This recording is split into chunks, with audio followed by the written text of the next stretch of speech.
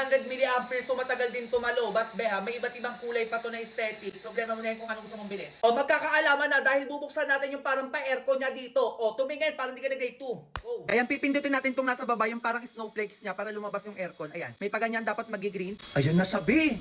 Lumalabas na yung pagka-moist niya, ibig sabihin lumalamig na siya. Ayan, nakikita nyo. Ngayon, itatry ko, be, kung totoong malamig nga siya or hindi. Okay, may hangin talaga siya. Ayan, nakikita nyo, parang may pa-moist-moist na siya, ibig sabihin malamig na siya. Pero kapag ganyan, malamig din naman, pero ganun kalakas yung lamig niya. Pero kapag yung sobrang lapit na ganito, ayun, ang lamig niya. Ang galing. Ayan siya, nagbumoy siya, be. Ayan o. Hala, ang lamig. Ang lamig dito niya. Parang rep. Be, ang ganda niya ito. Ang lamig niya. Legit nga siya. Tapos kapag bumili ka, be, may kasamang charger. Tapos may stand.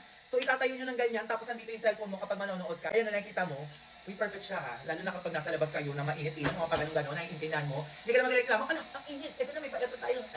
Ganun. O, mag-check out kayo. Mura na to. Nandito yung Yellow Basket para hindi ka nag-grade 2. Go.